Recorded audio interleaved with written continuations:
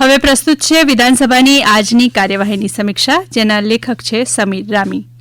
15મી વિધાનસભાના છઠ્ઠા સત્રમાં આજે 2 બેઠક યોજાઈ હતી. પ્રથમ બેઠકના પ્રશ્નોત્તરી કાળમાં અગ્રતાક્રમ અનુસાર 13 જેટલા પ્રશ્નો પર ગૃહમાં ચર્ચા થઈ હતી, જેમાં શિક્ષિત અને અર્ધશિક્ષિત બેરોજગારોને રોજગારી, કુંવરબાઈનું મામેરું, ઔદ્યોગિક એકમો દ્વારા શ્રમ કાયદાના ભંગ બદલ લેવાયેલા પગલાં, વહાલી દીકરી યોજના, ઝાલોદ ખાતે વિમાન મથક, આંગણવાડી કેન્દ્રોમાં ખાલી પડેલી જગ્યાઓ પર ભરતી, મનોદિવ્યાંગ વ્યક્તિઓને સહાય જેવી બાબતો મુખ્ય રહી હતી. પ્રશ્નોત્તરી કાળની શરૂઆતમાં ધારાસભ્ય ડોક્ટર કિરીટ પટેલે પ્રશ્ન પૂછ્યો હતો કે મહેસાણા જિલ્લામાં જે શિક્ષિત 9,805 અને અશિક્ષિત બેરોજગારો નોંધાયેલા છે, તેમાંથી 7,627ને નોકરી આપી હોવાનું જણાવ્યું છે. આ નોકરી સરકારી છે કે ખાનગી, અને જે 7,627 લોકોને નોકરી આપી છે તેમની નોકરી હાલમાં ચાલુ છે કે છૂટા કરી દેવાયા છે. આ પ્રશ્નના જવાબમાં રોજગાર મંત્રી બળવંતસિંહ રાજપૂતે જણાવ્યું કે આ નોકરી ખાનગી એકમો દ્વારા આપવામાં આવી છે. મહેસાણા જિલ્લામાં 1 વર્ષ દરમિયાન જે બેરોજગારો નોંધાયા છે, એમાંથી 78% લોકોને રોજગારી પ્રાપ્ત થઈ છે. આ જ બતાવે છે કે ગુજરાતનું વિકાસ મોડેલ એ સૌથી મોટી મહત્વની વસ્તુ છે. એ રીતે બનાસકાંઠામાં 76% લોકોને નોકરી મળી, અર્ધશિક્ષિત 88% લોકોને રોજગારી પ્રાપ્ત થઈ છે.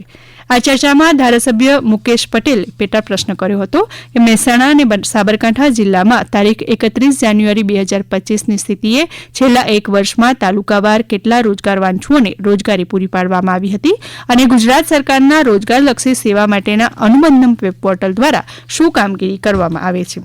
આ પ્રશ્નના જવાબમાં મંત્રી બળવંતસિંહ રાજપૂતે જણાવ્યું કે મહેસાણા જિલ્લામાં મહેસાણામાં 3061, વિસનગર તાલુકામાં 1464, ઊંઝામાં 657, વડનગરમાં 311, વિજાપુરમાં 629, બહુચરાજીમાં 204, ખેરાલુમાં 395, કડીમાં 584, સતલાસણામાં 155 અને જોટાણામાં 167 રોજગાર વાંચ્છુઓને રોજગારી પૂરી પાડવામાં આવી છે. હાલના સમયમાં ટેકનોલોજીનો ઉપયોગ વધી રહ્યો છે, ત્યારે તેને અનુરૂપ આ ડિજિટલ પ્લેટફોર્મ લોકોને નોકરી પ્રાપ્ત કરવા માટેની એક અદ્યતન વ્યવસ્થા છે. તેની વ્યવસ્થાથી ઘરે બેઠા નોંધણી કરી શકાય છે. આપણે એમાં નોકરીદાતા નોંધતા હોઈએ છીએ, જે નોકરીદાતાઓને નોકરી આપવી છે અને જે લોકોએ નોકરી લેવી છે, એમાં સરકાર મધ્યસ્થી બનીને બધી જ વ્યવસ્થાઓ કરે છે. કોલેજમાં રોજગાર મેળાઓ કરે છે, અને એના કારણે 88%થી વધારે રોજગારી આપવાનું કામ સરકાર કરી રહી છે.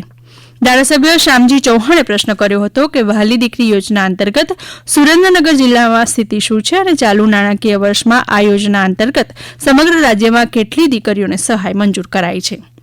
આ પ્રશ્નના જવાબમાં શિક્ષણ રાજ્યમંત્રી પ્રફુલ્લ પાનસેરિયાએ જણાવ્યું હતું કે વહાલી દીકરી યોજના ગુજરાતની સ્ત્રીઓનું સન્માન અને તેમના રક્ષણ માટેની યોજના છે. દીકરી 18 વર્ષની થાય ત્યાં સુધીની સરકાર ચિંતા કરી રહી છે. સુરેન્દ્રનગરના વઢવાણ, ધાંગધ્રા, લીંબડી, સાયલા, લખતર, મૂળી, ચોટીલા, થાનગઢ, પાટડી, ચૂડા અને સુરેન્દ્રનગર શહેરોમાં કુલ મળી 1776 અરજીઓ મળી છે, જેમાંથી 1598 અરજીઓ મંજૂર કરાઈ છે. 171 અરજીઓ પડતર છે, જેમાં 104 ચકાસણી હેઠળ છે. અપૂરતા પુરાવા અંગેની 77 અરજીઓ છે, અને 7 અરજીઓ નામંજૂર થઈ છે. જે અરજીઓ નામંજૂર થઈ છે તેનું કારણ બાળ લગ્નની વયમર્યાદાનો ભંગ છે.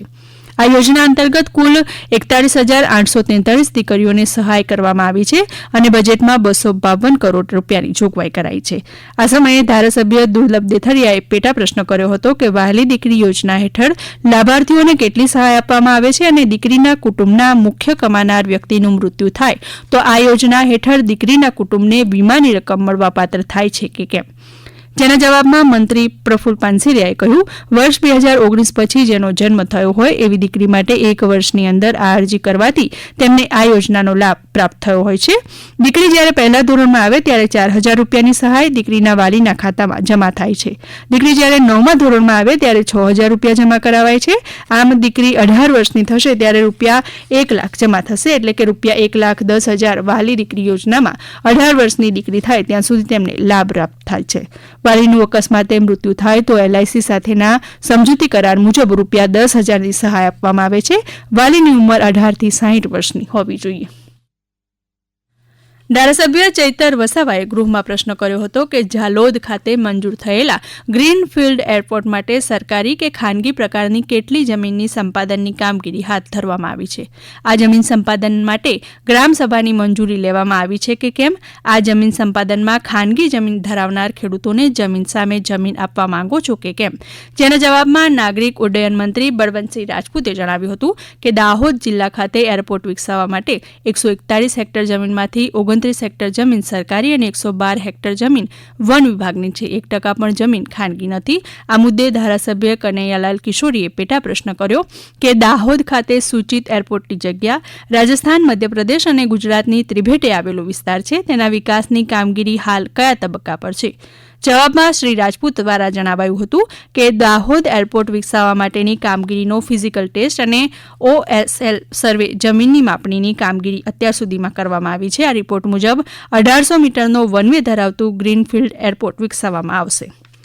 ભાજપના ધારાસભ્ય લવિંગજી સોલંકીએ બૌદ્ધિક અસમર્થતા ધરાવતી વ્યક્તિઓને આર્થિક સહાય આપવાની યોજના હેઠળ યોજનાના પાત્રતાના ધોરણોમાં ક્યારે અને શું સુધારો કરવામાં આવ્યો છે અને અદ્યતન સુધારો ક્યારે કરવામાં આવ્યો તેવા પ્રશ્નના જવાબમાં મંત્રી ભીખુસિંહ પરમારે જવાબ આપ્યો કે બૌદ્ધિક અસમર્થતા, cerebral palsy, autism, muscular dystrophy, chronic neurological સ્થિતિ જેવી દિવ્યાંગતા ધરાવતા વ્યક્તિઓ કે જે પોતાની રોજબરોજની પ્રવૃત્તિઓ સ્વતંત્ર રીતે કરી શકતા નથી તેઓને માસિક સહાય પૂરી પાડી તેઓના પરિવારજનોને તેઓની સાર સંભાળ પાછળ થતા ખર્ચમાં રાહત આપવાનો આ યોજનાનો મૂળ હેતુ છે. રાજ્ય સરકાર દ્વારા આ સંવેદનાને ધ્યાને લઈને સમયાંતરે તેમાં સુધારા કરવામાં આવેલ છે. યોજનાની પાત્રતા સુધારીને દિવ્યાંગતાની ટકાવારી 80%થી ઘટાડીને 75% કરવામાં આવી છે. કોંગ્રેસના નેતા અમિત ચાવડા દ્વારા પ્રશ્ન પૂછવામાં આવ્યો હતો કે ડીપ સી ડિસ્ચાર્જ યોજના અંતર્ગત ખંભાતના અખાતમાં અને પોરબંદરના દરિયામાં પાઇપલાઇન નાખવાની યોજનાને ક્યારે મંજૂરી આપવામાં આવી? આ પાઇપલાઇન નાખવા ઉક્ત સ્થિતિએ કેટલો ખર્ચ કરવામાં આવ્યો અને યોજનાનો વિરોધ કરતી કેટલી અરજીઓ માછીમારો અને સ્થાનિકો તરફથી મળી?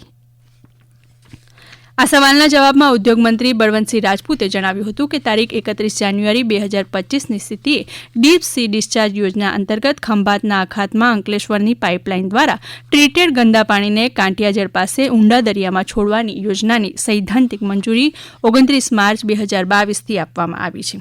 આ દરમિયાન ધારાસભ્ય અમિત ચાવડાએ ચિંતા વ્યક્ત કરી હતી કે ગુજરાતના સમગ્ર દરિયાકાંઠાના સાગર ખેડૂઓ માટે આ ખૂબ ચિંતાજનક વિષય છે. હમણાં જ આપ સાંભળી રહ્યા હતા વિધાનસભાની આજની કાર્યવાહીની સમીક્ષા, જેના લેખક હતા સમીર રામી. પ્રસારણ આકાશવાણીના અમદાવાદ, વડોદરા કેન્દ્ર પરથી કરવામાં આવ્યું.